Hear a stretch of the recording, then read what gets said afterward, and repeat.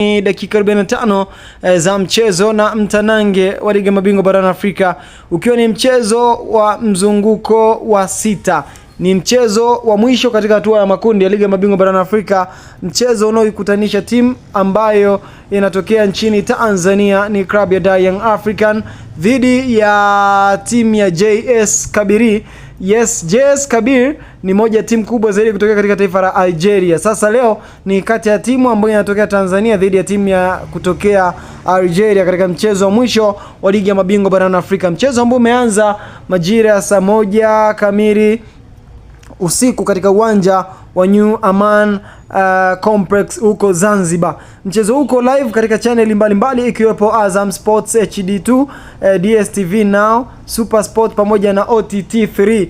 Yes, naweza nikasema ni Jumapili tulivu ya tarehe 15, ikiwa ni mechi kubwa zaidi ambayo inaamua nani anakwenda robo finali. Timu ya JS Kabylie ni moja timu ambayo tayari ishakata matumaini, hata ifanyeje haiwezi kufuzu kwenda hatua ya robo finali. Timu ambayo ina matumaini ya kwenda robo finali ni club ya Young African. Na Yanga kwenda robo finali wanapaswa kupata ushindi katika mchezo wa leo dhidi ya JS Kabylie kutokea Algeria, lakini kisha wanapaswa kuiombea timu ya National Ahli kupata ushindi mnono dhidi ya FAR Rabat.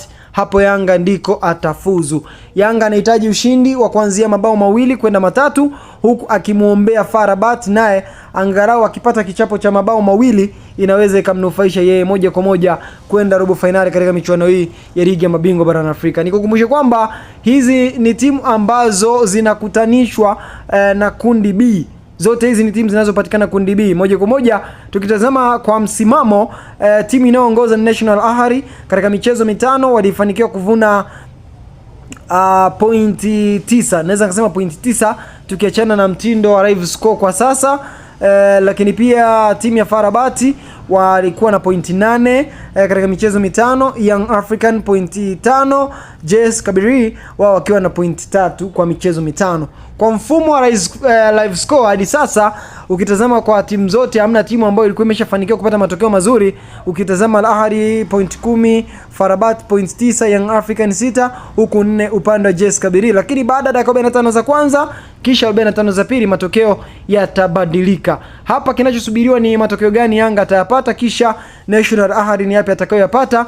Baada ya hapo mjumuisho wa matokeo ndio utaamua nani anaenda robo finali, lakini National Ahli ashafuzu. Hapa anachokitafuta ni kumaliza akiwa nafasi ya kwanza katika kundi. So akipata ushindi anamaliza nafasi ya kwanza, lakini akifungwa basi moja kwa moja timu ya FAR Rabat ndio atakokuwa vinara wa kundi na wanafuzu pamoja na National Ahli. Lakini ikitokea ni matokeo ya draw, basi naweza nikasema moja kwa moja FAR Rabat na Al Ahly wataenda robo final, lakini National Ahli ndiye atakayekuwa kinara wa kundi kwa maana ya matokeo namna yatakavyokuwa. So Yanga Sports Club ili ashinde anahitaji ushindi mnono, huko akimwombea FAR Rabat afungwe na National Ahli. Basi hayo ndio yatakuwa mahesabu kamili ya kumfanya Yanga aende hatua robo finali katika michuano hii ya Ligi ya Mabingwa barani Afrika katika msimu wa 2025-2026. Unadhani dakika 90 za mchezo huu zitamalizika vipi? Ni upi ambaye ataondoka ni matokeo?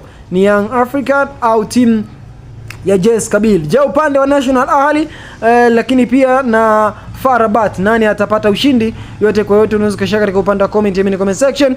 Tukutane wakati ujao panapo majaliwa. Asante.